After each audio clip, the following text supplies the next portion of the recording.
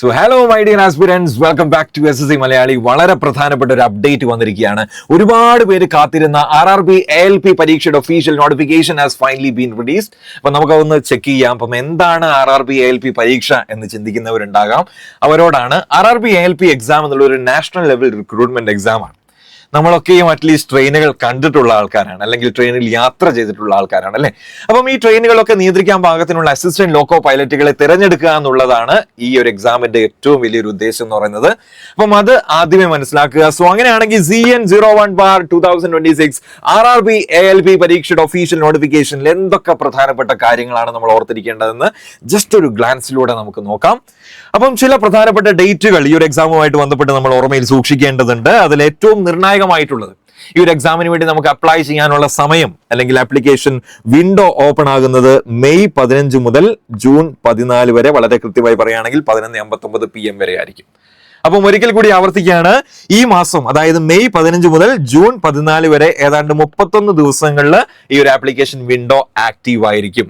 അപ്പോൾ 31 ദിവസം ഉണ്ടല്ലോ, ധാരാളം സമയമുണ്ടല്ലോ എന്ന് കരുതി ഒരിക്കലും നിങ്ങളുടെ ആപ്ലിക്കേഷൻ പ്രോസസ്സ് അവസാന ഘട്ടത്തിലേക്ക് നീക്കി വെക്കാതിരിക്കുക. അവസാന ഘട്ടത്തിൽ തീർച്ചയായിട്ടും റഷ് ഉണ്ടാകും, സൈറ്റ് ജാം ആകാനുള്ള സാധ്യതയുണ്ട്. അപ്പം അത്തരം തടസ്സങ്ങളൊക്കെ ഒഴിവാക്കാൻ വേണ്ടി വളരെ സമയോചിതമായിട്ട് തന്നെ നിങ്ങളുടെ ആപ്ലിക്കേഷൻ പ്രോസസ്സ് പൂർത്തിയാക്കണമേ എന്ന് ആദ്യമേ തന്നെ സ്നേഹത്തോടെ ഓർപ്പിക്കുകയാണ്. അപ്പം ഈ ഒരു ആപ്ലിക്കേഷൻ പ്രോസസ്സിൽ ഒരു നിശ്ചിത പേയ്മെന്റ് നമ്മൾ നടത്തേണ്ടതായിട്ടുണ്ട്. നിങ്ങളൊരു ജനറൽ കാറ്റഗറിയിൽ പെട്ട ആളാണെങ്കിൽ 500 രൂപയാണ് ആപ്ലിക്കേഷൻ ഫീ വരുന്നത്. അതിൽ തന്നെ നമ്മൾ എക്സ്ട്രാ മനസ്സിലാക്കേണ്ട കാര്യം, ഈ 500 രൂപയിലെ ഏതാണ്ട് 400 രൂപയിലധികം ബാങ്ക് ചാർജസ് ഒക്കെ ഡിഡക്ട് ചെയ്തതിന് ശേഷം നിങ്ങൾ എപ്പോഴാണോ CBT 1 അതിനുവേണ്ടി അപ്പിയർ ചെയ്യുന്നത്, അതിനുശേഷം നിങ്ങളുടെ ബാങ്ക് അക്കൗണ്ടിലേക്ക് റീഫണ്ട് ചെയ്യപ്പെടുന്നതായിരിക്കും.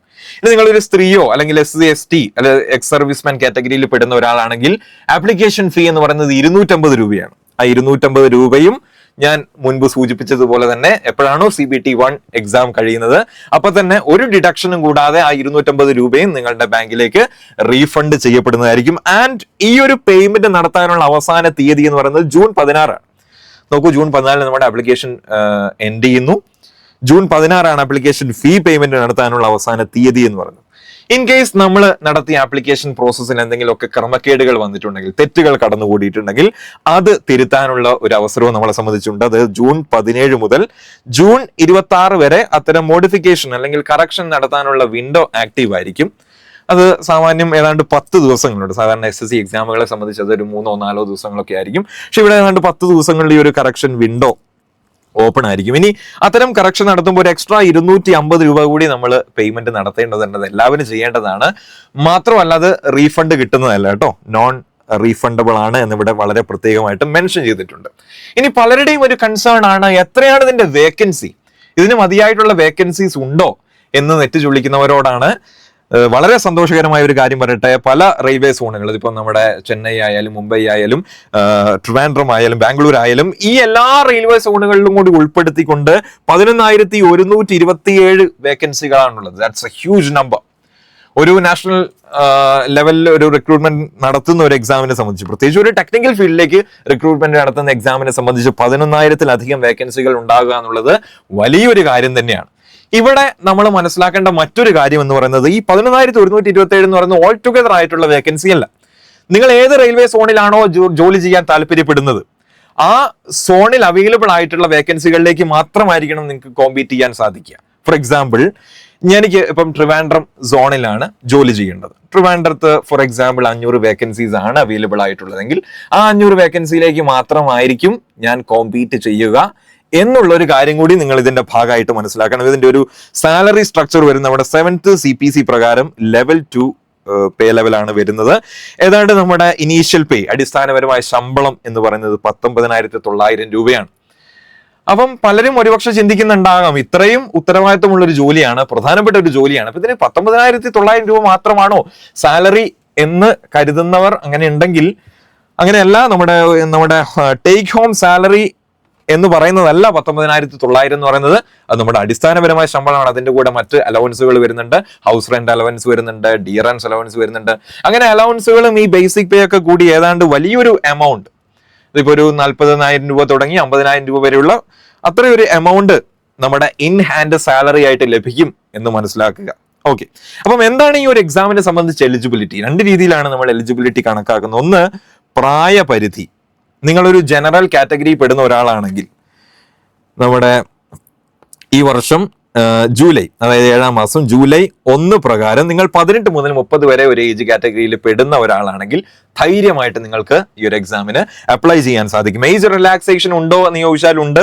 നിങ്ങളൊരു SC/ST അല്ലെങ്കിൽ OBC NCL non creamy layer അല്ലെങ്കിൽ സർവീസ്മെൻ ഒരു ഫീമെയിൽ കാൻഡിഡേറ്റ് ആണെങ്കിൽ നിങ്ങൾക്ക് ആനുപാതികമായിട്ടുള്ള റിലാക്സേഷൻ ഉണ്ട്. ഇപ്പം SC/ST കാറ്റഗറിയെ സംബന്ധിച്ച് അത് 5 വർഷമാണ്. OBC നോൺ ക്രീമി ലെയറിനെ സംബന്ധിച്ച് അത് 3 വർഷമാണ്. ഇനി മറ്റ് കാറ്റഗറികൾക്ക് അതിനനുസരിച്ചുള്ള ഏജ് റിലാക്സേഷൻസ് ഉണ്ട് എന്ന് മനസ്സിലാക്കുക. ഇനി വിദ്യാഭ്യാസ യോഗ്യതയ്ക്ക് വരുമ്പോൾ അടിസ്ഥാനപരമായിട്ട് 10ാം ക്ലാസ് പൂർത്തിയാകുക എന്നുള്ളതാണ്. നമുക്കറിയാം ഇതൊരു ടെക്നിക്കൽ ഫീൽഡിലേക്കുള്ള റിക്രൂട്ട്മെന്റ് ആണ്. അതുകൊണ്ട് തന്നെ ഈ 10ാം ക്ലാസ്സിനോടൊപ്പം തന്നെ ഒന്നെങ്കിൽ ഒരു ITIയോ അല്ലെങ്കിൽ ഈ പറഞ്ഞ പോലെ ഫിറ്റർ, ഇലക്ട്രീഷ്യൻ, മെക്കാനിക് തുടങ്ങിയ മേഖലകളിൽ എന്തെങ്കിലും ഒരു കോഴ്സ് കംപ്ലീറ്റ് ചെയ്ത് അതിന്റെ ഒരു എക്സ്പീരിയൻസ് ഉണ്ടെങ്കിലും നിങ്ങൾക്ക് അപ്ലൈ ചെയ്യാൻ സാധിക്കും. ഓൾട്ടർനേറ്റീവ്ലി ഇലക്ട്രിക്കൽ ഇലക്ട്രോണിക്സ് വിഭാഗങ്ങളിൽ ഒരു 3 ഇയർ ഡിപ്ലോമയോ അല്ലെങ്കിൽ അതിനകത്ത് എന്തെങ്കിലും ഒരു ബിരുദമോ ഉണ്ടെങ്കിൽ ബിടെക്കോ ഒക്കെ ഉണ്ടെങ്കിൽ നിങ്ങൾക്ക് ധൈര്യമായിട്ട് അപ്ലൈ ചെയ്യാൻ സാധിക്കും. അതാണ് അതിന്റെ ഒരു വിദ്യാഭ്യാസ യോഗ്യത എന്ന് പറയുന്നത്. ആൻഡ് നമുക്കറിയാം ഇത് വളരെ പ്രധാനപ്പെട്ട ഒരു ലോക്കോമോട്ടീവ് ഹാൻഡിൽ ചെയ്യുക എന്ന് പറഞ്ഞാൽ അത്രയും ഉത്തരവാദിത്തത്തോട് ചെയ്യേണ്ട ഒരു പ്രവർത്തനമാണ്. നമ്മുടെ ശരീരവും മനസ്സൊക്കെ അത്രയും അലേർട്ടായിരിക്കണം അല്ലേ. അപ്പൊ ശാരീരിക ക്ഷമത ഉണ്ട് എന്നുള്ളത് വളരെ പ്രധാനപ്പെട്ട ഒരു കാര്യമാണ്. അത് ഉറപ്പുവരുത്തുക എന്നുള്ളത് ഇറ്റ്സ് എൻ ഇമ്പോർട്ടൻറ്റ് ഫാക്ടർ. അപ്പൊ നമ്മുടെ വിഷൻ കാണുക അല്ലെങ്കിൽ നമ്മുടെ കാഴ്ച ശക്തി എന്ന് പറയുന്നത് വിത്തൗട്ട് ഗ്ലാസസ് അത് 6/6 ആയിരിക്കണം. ചിലരെങ്കിലും ഈ ഗ്ലാസസ് താൽക്കാലികമായിട്ട് ഒഴിവാക്കാൻ ലാസിക് പോലുള്ള സർജറീസ് ചെയ്തിട്ടുണ്ടാവണം അല്ലെ. അപ്പൊ അങ്ങനെയുള്ള ആൾക്കാരെ ചെയ്തിട്ട് അത് ഒരുപക്ഷെ അത് കണ്ടുപിടിക്കപ്പെടുകയാണെങ്കിൽ അതൊരു ഡയറക്റ്റ് ഡിസ്ക്വാളിഫിക്കേഷനിലേക്ക് നയിക്കാം എന്നുള്ളതും നമ്മൾ മനസ്സിലാക്കുക. ആൻഡ് നമ്മുടെ കാൻഡിഡേറ്റ്സിന് തീർച്ചയായിട്ടും ഒരു ആപ്റ്റിറ്റ്യൂഡ് ടെസ്റ്റ് ഉണ്ട്. ആപ്റ്റിറ്റ്യൂഡ് ടെസ്റ്റിന്റെ സമയത്ത് ഒരു നേത്രരോഗ വിദഗ്ധൻ സാക്ഷ്യപ്പെടുത്തിയ ഒരു മെഡിക്കൽ റിപ്പോർട്ട് കൂടി നിങ്ങൾ ഹാജരാക്കണം. അത് വഴിയെ പറഞ്ഞു തരാം എന്താണ് അതിന്റെ കാര്യമെന്ന്. ഓക്കെ, അപ്പം ഇത്രയും കാര്യങ്ങളാണ് നമ്മുടെ ഒരു എലിജിബിലിറ്റിയുമായിട്ട് ബന്ധപ്പെട്ട് ഓർത്തിരിക്കേണ്ടത്. ആൻഡ് എന്താണ് ഇതിന്റെ ഒരു റിക്രൂട്ട്മെന്റ് പ്രോസസ്? തീർച്ചയായും കമ്പ്യൂട്ടർ ബേസ്ഡ് എക്സാമിനേഷനിലൂടെയാണ് ആൾക്കാരെ തിരഞ്ഞെടുക്കുന്നത്. അപ്പം കമ്പ്യൂട്ടർ ബേസ്ഡ് എക്സാമിനേഷൻ ടെസ്റ്റിൽ 1 ആണ് നമ്മുടെ സ്ക്രീനിങ് എന്നാണ് വിളിക്കുക. ഓക്കെ, അതാണ് നമ്മൾ ഏതാണ്ട് നമ്മുടെ SSC പരീക്ഷയിലെ Tier 1 പോലെയാണ് കേട്ടോ. അപ്പൊ ഇതൊരു ക്വാളിഫൈങ് നേച്ചറാണ് ഈ ഒരു എക്സാമിനുള്ളത്. നിങ്ങളൊരു നിശ്ചിത ശതമാനം മാർക്ക് വാങ്ങുക. മാർക്ക് വാങ്ങിയാൽ നിങ്ങൾ ക്വാളിഫൈഡ് ആകും. നിങ്ങൾക്ക് ജോലി കിട്ടിയെന്നല്ല, CBT 2 എഴുതാനുള്ള ഒരു യോഗ്യത നിങ്ങൾക്ക് ലഭിക്കും. അപ്പം ഇവിടെ 60 മിനിറ്റിനുള്ളിൽ നമ്മൾ നേരിടേണ്ടത് 75 ചോദ്യങ്ങളാണ്. ഓരോ ചോദ്യത്തിനും 1 മാർക്ക് എന്ന രീതിയിലാണ് 75 മാർക്കാണ് ഇതിൽ വരുന്നത്. അപ്പൊ ഇതിൽ നെഗറ്റീവ് മാർക്കും കൂടി ഉണ്ട് കേട്ടോ. 1/3 നമ്മൾ നെഗറ്റീവ് മാർക്കായിട്ട് ഒരുപക്ഷെ ഉത്തരം തെറ്റിച്ചിട്ടുണ്ടെങ്കിൽ കൊടുക്കേണ്ടി വരും എന്ന് മനസ്സിലാക്കുക. ഓക്കെ, അപ്പം ആകെ വേക്കൻസിയുടെ ഒരു 15, ഇപ്പം അവൈലബിൾ വേക്കൻസിയുടെ 15 മടങ്ങോളം ആൾക്കാരെ നമ്മൾ CBT 2 സെലക്ട് ചെയ്യും. അപ്പൊ CBT 2 2 ഭാഗങ്ങളായിട്ട് തിരിച്ചിട്ടുണ്ട്. ഒന്ന് പാർട്ട് എയും മറ്റൊന്ന് പാർട്ട് ബിയും. പാർട്ട് എ എന്ന് പറയുന്നത് നമ്മൾ സ്വാഭാവികമായിട്ട് മാത്തമാറ്റിക്സ് അല്ലെങ്കിൽ reasoning, general awareness, general science തുടങ്ങിയ വിഭാഗങ്ങളിൽ നിന്ന് 100 ചോദ്യങ്ങളാണ് പാർട്ട് എയിൽ വരുന്നത്. ഇത് വളരെ പ്രധാനപ്പെട്ടതാണ്. നമ്മുടെ ഫൈനൽ മെറിറ്റ് തീരുമാനിക്കുന്നതിൽ വളരെ ഇമ്പോർട്ടന്റ് ആയിട്ടുള്ള ഒരു ഫാക്ടറാണ് ഈ പാർട്ട് എ എന്ന് പറയുന്നത്. പിന്നെ നമ്മൾ ഏത് ടെക്നിക്കൽ ഫീൽഡുമായിട്ട് ബന്ധപ്പെട്ടാണോ ജോലി ചെയ്യാൻ ആഗ്രഹിക്കുന്നത് ആ ടെക്നിക്കൽ ഫീൽഡുമായിട്ട് ബന്ധപ്പെട്ട ഒരു 75 ചോദ്യങ്ങളുണ്ട്. അതാണ് പാർട്ട് ബിയിൽ വരുന്നത്. അത് ക്വാളിഫൈയിങ് ആണ്. നമ്മൾ അതിനകത്തൊരു 30-40% മാർക്ക് മാത്രം വാങ്ങിയാൽ മതി. ആത്യന്തികമായിട്ട് നമ്മുടെ സെലക്ഷൻ തീരുമാനിക്കുന്നത് ഈ പാർട്ട് എ ആണ് എന്ന് മനസ്സിലാക്കുക. ഓക്കെ, അപ്പം ഇത് നമ്മൾ ക്ലിയർ ചെയ്ത് നമ്മുടെ ഫൈനൽ മെറിറ്റ് ലിസ്റ്റിലേക്ക് എത്തിയിട്ടുണ്ടെങ്കിൽ അവിടെ നമ്മളെ കാത്തിരിക്കുന്നത് ആപ്റ്റിറ്റ്യൂഡ് ടെസ്റ്റ് ആണ്. നമ്മൾ അതിനെ കാഷ്വലി സൈക്കോ ടെസ്റ്റ് എന്ന് പറയാറുണ്ട്. അപ്പൊ ഈ സൈക്കോ ടെസ്റ്റിനെ സംബന്ധിച്ച് അവിടെ നെഗറ്റീവ് മാർക്കിംഗ് ഒന്നുമില്ല. പക്ഷെ ഓരോ വിഭാഗത്തിൽ ഒരു 40-42 മാർക്ക് വാങ്ങിയിരിക്കണം എന്നുള്ളത് നിർബന്ധമായിട്ടുള്ള കാര്യമാണ്. അത് ഹിന്ദിയിലും ഇംഗ്ലീഷിലൊക്കെയാണ് ആ ഒരു എക്സാം കണ്ടക്ട് ചെയ്യപ്പെടുക. പിന്നെ വരുന്നത് ഡോക്യുമെന്റ് വെരിഫിക്കേഷൻ ആണ്. ആപ്ലിക്കേഷന്റെ സമയത്ത് നമ്മൾ ക്ലെയിം ചെയ്തിട്ടുള്ള കുറെ കാര്യങ്ങളുണ്ട് അല്ലെ. നമ്മുടെ വിദ്യാഭ്യാസ യോഗ്യത, അല്ലെ നമ്മുടെ കാസ്റ്റ് ആൻഡ് നമ്മുടെ ക്വാളിഫിക്കേഷൻ, ഇതൊക്കെ തെളിയിക്കണം ഇവിടെ. Document verification and finally there comes medical examination. ഇതൊക്കെ പൂർത്തിയാക്കിയാൽ 100% നമ്മുടെ സെലക്ഷൻ ഉറപ്പായി എന്ന് കരുതാം. ഓക്കെ, ആൻഡ് ഈ ഒരു ത്രൂ ഔട്ട് ഈ ഒരു പ്രോസസ്സിൽ നമ്മൾ ശ്രദ്ധിക്കേണ്ട ചില കാര്യങ്ങളുണ്ട്. നമുക്കറിയാം പല റെയിൽവേ സോണുകളുണ്ട്. കുറച്ച് സോണുകളുടെ പേര് ഞാൻ പറഞ്ഞല്ലേ. ഇപ്പം എനിക്ക് ട്രിവാൻഡ്രത്താണ് ജോലി ചെയ്യാൻ ആഗ്രഹമെങ്കിൽ ട്രിവാൻഡ്രം തന്നെ കൊടുക്കണം. ട്രിവാൻഡ്രവും ചെന്നൈയും അങ്ങനെ പല സോണുകളിലേക്ക് ഒരേ തവണ അപ്ലൈ ചെയ്തിട്ടുണ്ടെങ്കിൽ അതൊരു ലൈഫ് ടൈം ഡീബാർമെന്റിലേക്ക് നയിക്കുക എന്നുള്ളതൊരു കാര്യം വളരെ കൺസേണിങ് ആണ്. നമ്മുടെ മൈൻഡിൽ ഉണ്ടായിരിക്കണം കേട്ടോ. ഓക്കെ, ഇനി ഫോട്ടോ ഒക്കെ ക്യാപ്ചർ ചെയ്യുമ്പോൾ ലൈവായിട്ട് നിങ്ങളുടെ വെബ് ക്യാം ഉപയോഗിച്ചോ ഫോണിന്റെ ക്യാമറ ഉപയോഗിച്ചോട്ട് ആ ഒരു ഫോട്ടോ ക്യാപ്ചർ ചെയ്യും. ഒരുപക്ഷെ നിങ്ങളുടെ ഇങ്ങനെ വെബ് നമുക്കറിയാം അല്ലേ, അത്ര റെസൊല്യൂഷനും കാര്യങ്ങളൊന്നും ഉണ്ടാവില്ല. അപ്പൊ അത് മോശമല്ലേ? മുമ്പ് ക്യാമിലോ അല്ലെങ്കിൽ ഇൻസ്റ്റാഗ്രാം ഫിൽറ്ററൊക്കെ ഉപയോഗിച്ച ഫോട്ടോസ് ഒക്കെ നിങ്ങളുടെ ഡിവൈസിൽ ഉണ്ടാകാം. അപ്പോൾ ഓൾറെഡി പ്രീ എക്സിസ്റ്റിംഗ് ആയിട്ടുള്ള ഫോട്ടോ അല്ല അപ്ലോഡ് ചെയ്യേണ്ടത്. പിന്നെ എക്സാമിനേഷൻ ഫീനെ കുറിച്ചുള്ള കാര്യങ്ങൾ ആദ്യമേ ഞാൻ പറഞ്ഞു.